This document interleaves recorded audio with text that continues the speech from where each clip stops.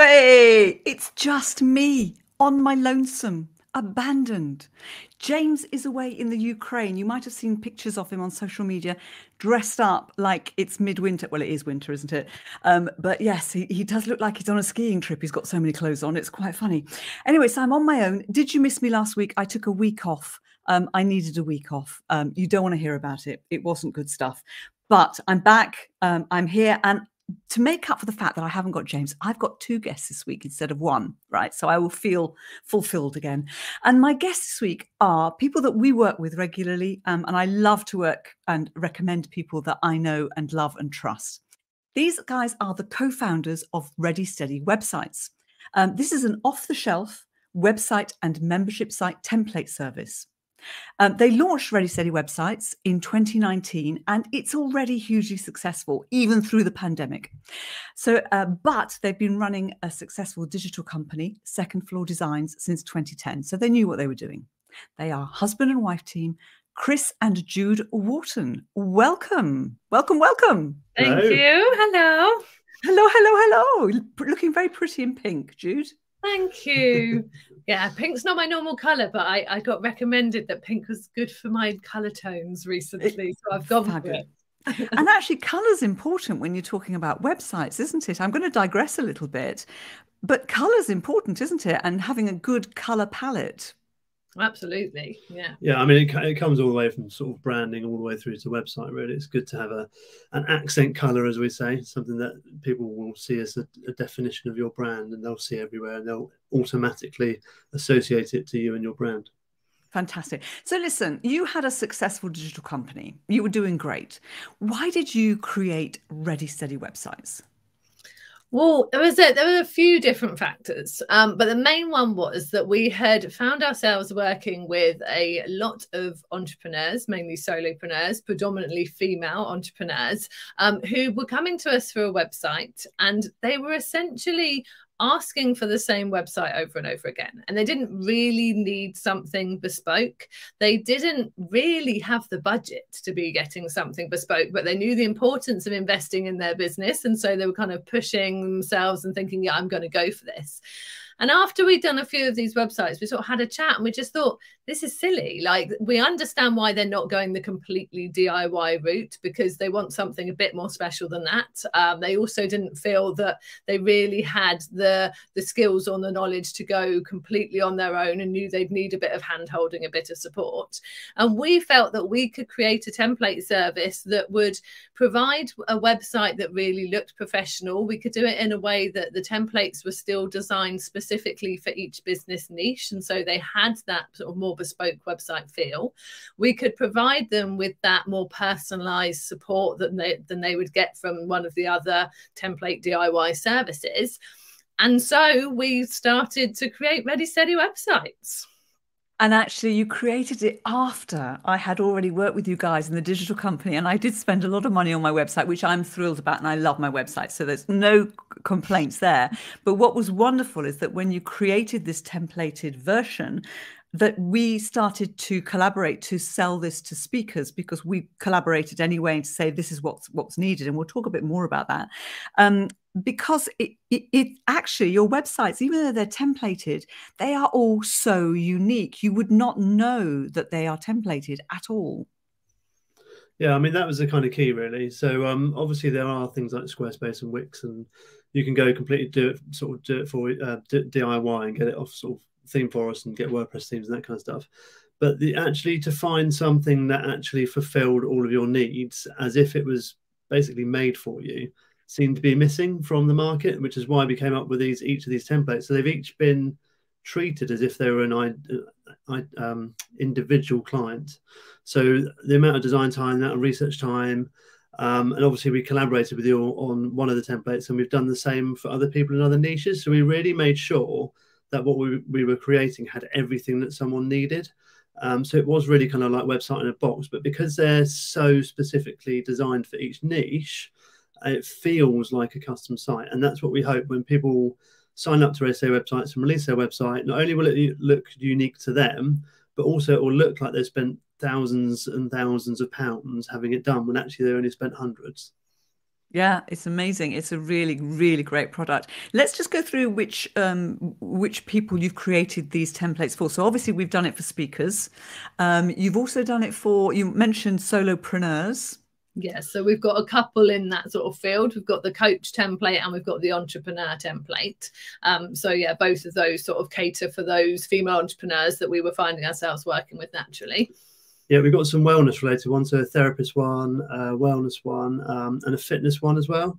Then we've got some creative ones. So we've got a photographer one, a creative one, a small business one, which kind of picks up all the kind of small businesses. We've got a foodie one, which we released just at the beginning of the pandemic when all the restaurants shut.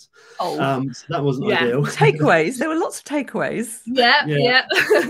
Online shop, an author template, which is a newish one, and an influencer template, and a podcaster template. So there's 14 altogether. Oh, there's a few there I didn't know about. I'm going to have to investigate the author, the influencer, and the podcast one. Very interesting. They are very new. So they were launched just last month. And again, we've collaborated with people on those. So we are working with a local influencer who is the first person who will be using that template. She's building her site now on it. The author one, we're so lucky that some of our current members are authors. So we worked with a couple of them and their publishing house on that one. So that was really good to get the feedback from them as well. So yeah, for each of the templates, we've put in that same level of research and talking to the professionals in the industries and just making sure they are going to be what people need.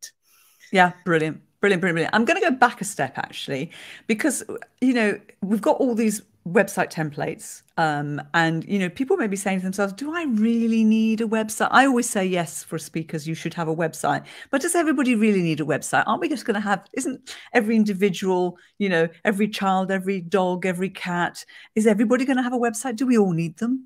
We don't have any dog or cat templates. We don't have, need a dog template. I mean, the short answer is yes. You do need a website. And the main reason is because you can't rely on the social platforms that you think are the kind of foundation for your business. I know a lot of people kind of promote the idea of, you don't need a website, just pop it on Facebook or just get Instagram. But what happens with these kind of things is I've heard in the last week or so, two major entrepreneurs who have had their Facebook account shut down and Instagram account shut down permanently. And now, they've lost 20,000, 30,000, 50,000 people who would have seen their stuff. They do have websites, but if they didn't, they'd be absolutely stuffed at the moment. Yeah, and I think a website gives that extra layer of professionalism as well. I think anybody can go and chuck themselves on social media and go, I do this, so I'm a speaker, I'm an author, and come and see what I do and look at my stuff. But I think if you have invested that time, effort and money in getting a really good website, it adds a layer of professionalism to your business. It shows people that you're serious about what you do. It shows you're going to be sticking around for a while because you put that investment in there. So you're obviously serious about what you're doing. And so it is a really good way of showcasing what you do in the way that people are going to look at it and take it seriously, I think. And not only that, it just makes it easy to buy stuff as well. It's much easier to buy stuff from a website than it is from other platforms. And from a speaker point of view as well, on our speaker template, you've got your press page, so that it's really easy for the press and people that you're going to be doing speaking events for to go and get all the bits to promote it. And it's just all little things like that are so much easier if you have your own website. I mean, the point you made actually at the beginning there, Chris, about the fact that, we do rely on websites that are, hosted and owned by other people. We have no control. We do have no control. And you mentioned, people losing their accounts. I actually witnessed that from somebody this week myself. I don't think it's the same person, but, that is a problem. You never know. And of course, the rules change and the reach can change. And it's just, there's a lot. You want to be in control if you're a control freak, right? Well, just for the longevity of your business, really, you should be having a website that's generating money and also increasing your email list all the time. Yeah, perfect. Brilliant. Okay, so listen, I love this question that I'm going to ask you next. I love to know what mistakes people make, because I can usually tick them off and say, I've done that in the past.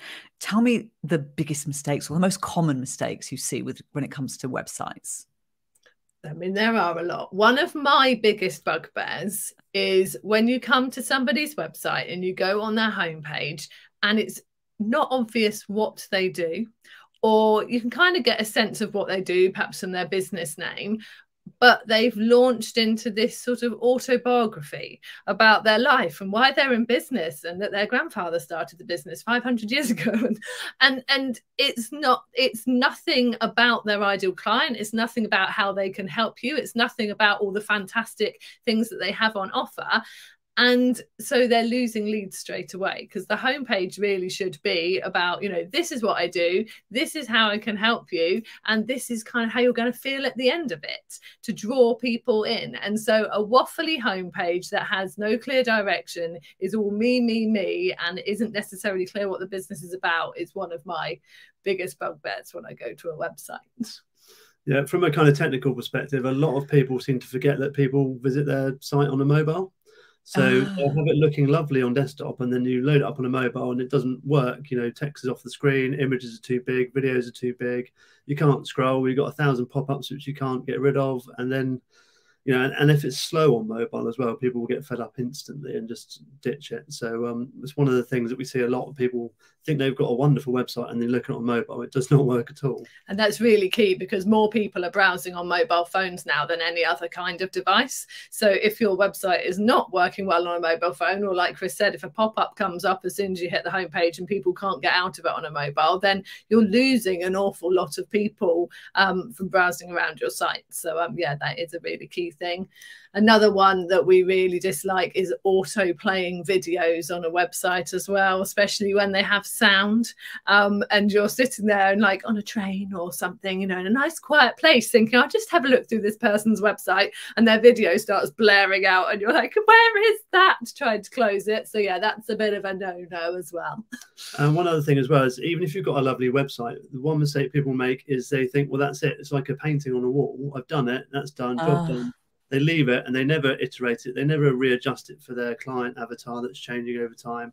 They never put anything else on there, and it becomes static and boring and irrelevant, especially with photos and things. If you've had a photo shoot done and then 20 years later, there's still the same photos on there. So yeah, iteration is key. We say with your website, it's a moving target, basically. The photo thing. You know what? I booked a speaker years ago, and we sent the photos to the client, and the client sent a car to pick the speaker up. And I got this phone call from the speaker saying, where's my car? Where's my car? And I'm ringing the car company. I'm standing here in the airport. Can't see him. Can't see him. His photo was something like 25 years out of date. And he said, I can see his father. Oh dear. So yeah, the photo thing. So you went through quite a lot of things. The mobile thing, absolutely so spot on, and that pop-up thing and the video, all of that, really great advice. And that whole thing about, what do people do when you go on the website and you don't understand what business they're in, or it's so cryptic. You've actually, somebody said to me, you've got to explain it as if you're explaining it to a 7-year-old in the first instance, so it's so easy to understand. And I think that really does make sense, doesn't it?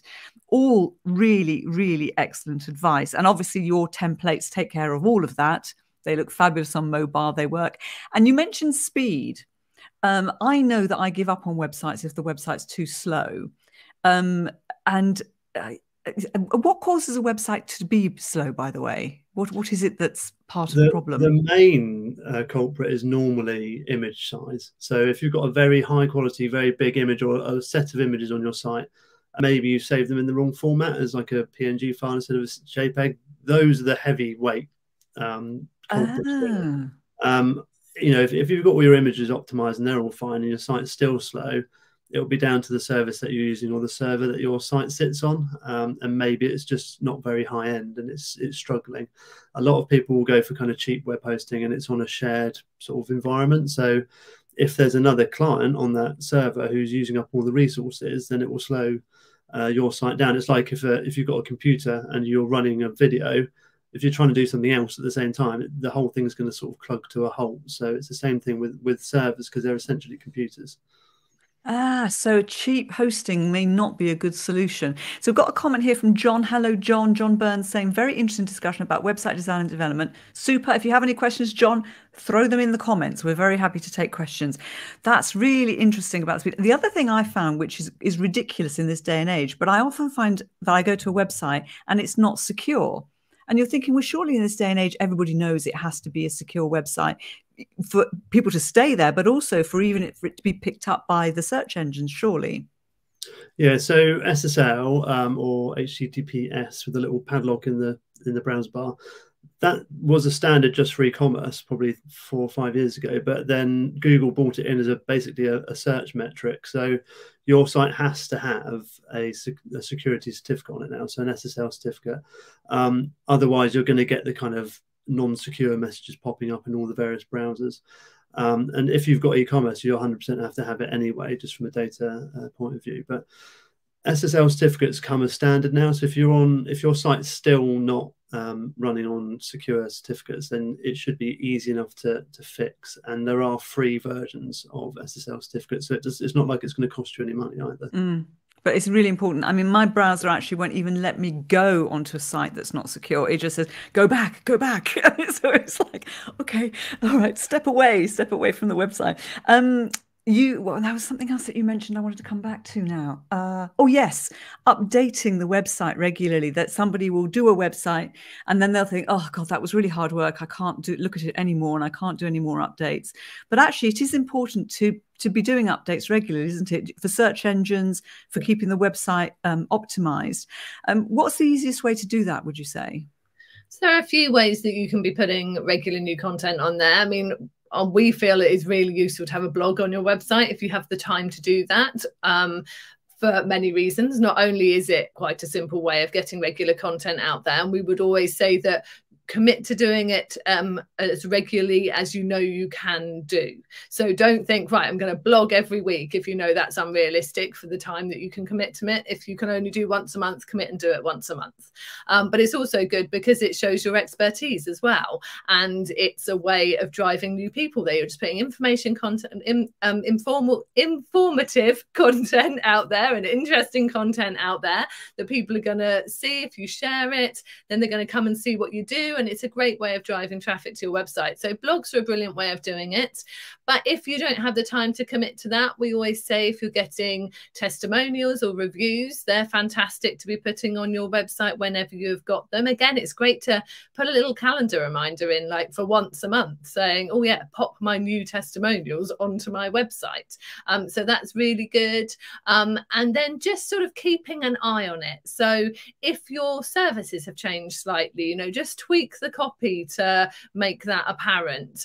If you've got a new product, make sure that you've put it on there, and just having a look at your about copy, or if you have a featured in section, if you've done something new, add it in. It's just really important to be doing those things, not just because Google likes to see new content going on there and so it helps from an SEO point of view, but also because quite often if people are researching a service or they're looking for a speaker, they're not going to necessarily contact you first time they come to your website. So they're going to have a look at you, they're going to go and have a look at a load of other people, and then they might come back to your website again. And then if in that time they've seen that there's a new blog post there or a new testimonial, or they've been featured in another podcast, that just looks really good to that person, that you're actively doing things and you're actively keeping a website up. It just creates a really good impression. Yeah, they trust you, don't they? They trust that you're actually still there and doing stuff. So let's talk about what the key things are that a speaker should have on their website. What are the important pieces, would you say? And I'll probably interfere here because I can't help myself. Yeah, so obviously you want to have a homepage on there. So on the homepage, we recommend a kind of what we call a hero area. So the first section you see before they scroll, it should have a kind of a key statement in there about who they are, what they do, who they serve. And also, if possible, we'll have a button on there that which brings up a show reel or pop up, something that's going to see them in action. Because obviously the medium of speaking is very kind of visual. People want to hear people, want to see people, want to see their expertise. So that's where the show reel comes in really handy. We always sort of recommend having two buttons on that hero area. One that kind of takes an action, shows them what to do, possibly as a buy button. In the case of a speaker, I'd recommend the show reel. The other one would be a contact button. So, you want to have two ways of them sort of engaging with the page. Traditionally speaking, one would be kind of like a buy my thing, and the second one would be, okay, well, don't buy my thing, but sign up for this thing instead. So at least you're getting them on your email list. It's slightly different for a speaker. Testimonial is also really important for your speaker site as well. So it's kind of up to you how you do it. We recommend putting testimonials in the context of each page, so it actually makes sense for that page rather than just having a testimonials page with 100 testimonials, which is great, but it doesn't have context. And you want to see people having the context, because the decision makers booking people in for a speaking gig, they want to see that things have actually had an impact and that those things are in context. It's still on the homepage. If you've got a section for other show reels, if you've got more than one, that's good, or other sort of speaking engagements that you've been able to film. Also, what's really important on the speaker site is your kind of happy clients, the people that you've done things for. They could be big brand names, they could be important people, but if you're kind of listing the logos on there, then that just shows kind of authority and gravitas, and that you're experienced, and that the big guys are booking you. If you've got a book or a download or something, a download panel is quite useful in there, something to sort of, again, cement your authority or get people onto your email list. And then like a little bit of an about blurb as well is also useful on the homepage, because really with homepages, they're more a kind of signposting mechanisms. So you're kind of pushing people to the right parts of the site.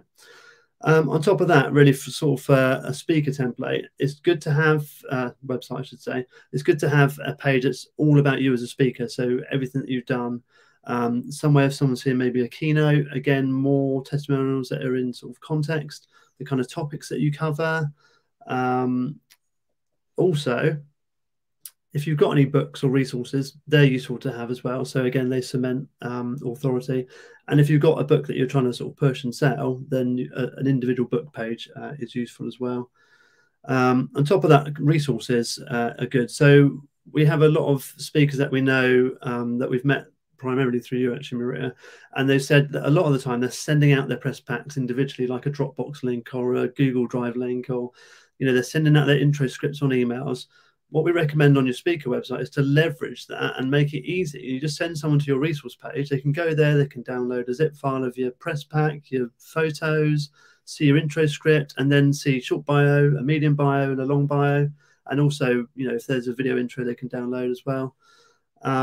And across all of those pages, there should be a really key contact point as well. So they should at all points be able to contact you as soon as they're kind of ready to engage.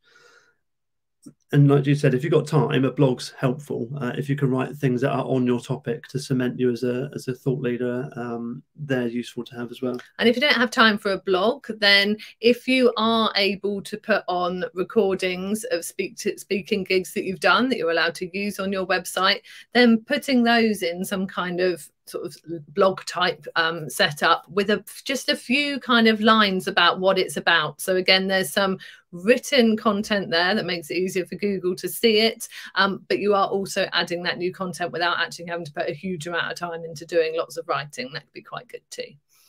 Well, of course, as suspected, Chris, that was fantastic synopsis. We've done a few of these together, so brilliant, brilliant. I want to come back to that resources page idea where you have the downloads for a booker with all that content. What's wonderful about that, of course, is that if you keep your website up to date, which is you've only got one place to keep it up to date, then anybody who books you will always be getting the latest material that they need. And I would have on there also like technical requirements or any travel requirements. So everything is there that you need.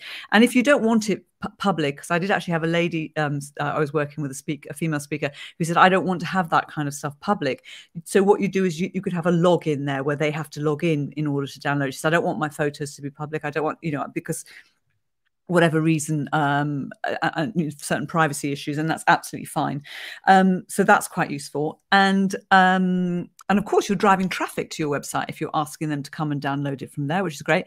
But the other thing I love from a psychological point of view, when a client sees that a speaker has that page, that they're sending you to a page to download their stuff, you're thinking, wow, this person's really professional. They're really busy. And so that's really, really good. So I love that. Brilliant. Absolutely brilliant. You're also going to be sharing a link to a handout, or in fact, we're going to be sharing a link to one of your handouts, aren't we, where they actually get a website blueprint. And that's called, what is it, readysteadywebsites.com/blueprint, where you literally explain, and you should be charging for this incidentally, because I've got a copy of it, it's fantastic, where you literally explain how to create that website that we've talked about. Yeah. So well, we might have over delivered on that one. You have. Grab it now before they reduce it. Yeah. So that's one of the things we're thinking about, is actually reducing it and having it as an ebook that we're going to sell. But yeah, at the moment it's basically, so we run a lot of challenges, perfectly planned website challenges. We've had probably over 1,000 people through those challenges now, and it's basically all of our expertise over the last 10 years of running our company, but sort of 20 years of being in the digital world and building websites. And we've poured all of that into an easy to digest kind of step-by-step process for planning out your website. So by the end of this kind of blueprint document, you've got to the stage where you've planned it all out. You know what your ideal client is. You know the pages that you want. You've got your shopping list of functionality that you want and design that you want. And then you can then go off and make an informed decision on the kind of platform that you need to choose to then have your website on. Obviously, we hope that people will have a look at Ready Steady websites as part of that process, but it's to help them make that decision. Maybe Wix is a good fit, maybe Squarespace is a good fit, maybe they need to go something for like Kajabi or something that's sort of an all-in-one platform. So that's the idea of it, really. So they're kind of as clued up as they possibly could be before they spend any money. Yeah, I mean, for speakers, I think the speaker template is fantastic. As you know, we recommend it, and we've had some really beautiful websites created there, and I'm happy to share any if anybody wants to see examples of them. Brilliant. One of the other things that you do is not about just a website. You also deal with memberships, and I really like the idea of a membership because it's like a recurring income, which especially when you're in a pandemic and things are a little bit all over the place, and you actually live that because you have a membership yourselves, so you actually live it as well as provide it. Talk to me about the thinking behind a membership, how it works, the benefits, and how it works on Ready Steady websites. Yeah, so from a membership point of view, Ready Steady Websites runs as a membership. So even though it's like a platform as such, where you get a website and your hosting's included and everything, we run it a bit more like a membership because we actually look after everyone, all of our members. So that's why we call it a membership. But also we've got our own website mentoring membership as well that sits off the back of that, which is a slightly different thing, where you don't need to be a Ready Steady Websites plan person. The idea of a membership site really is to generate that kind of recurring revenue in a kind of group format. So you're selling the same thing multiple times, whether that's you're doing a weekly video or a monthly video or a toolkit or whatever you want to call it, whether you're putting people through like a 6-month or a 12-month cohort, or whether you're getting people in to do a course first and then they join the membership afterwards. There's loads of different ways of doing it, but the idea is that you can generate recurring revenue from it. So that's why we came up with the idea of membership site templates. It was always on the plan. So when we first launched Ready Steady Websites, we knew we were going to build membership site templates. So quite often they'll link together. So that's how it works. And like the people we were finding ourselves working with, like the coaches and the entrepreneurs, they work one-to-one with people, but they wanted to work in a way that they could support lots of people. Again, so a bit like we said at the start, where we created Ready Steady Websites to be able to provide our service to people at a lower price point. It's another way to help people who can't perhaps afford one-to-one coaching, but actually they could benefit from a membership, and you can look after them in a membership through giving them some kind of teaching, whether it's through a course or a monthly video or however you want to do it, but also perhaps having group calls with people so that you can nurture them that way, or having some kind of community aspect so people can come in and ask you questions, or you can have ask me anything hours and things like that. So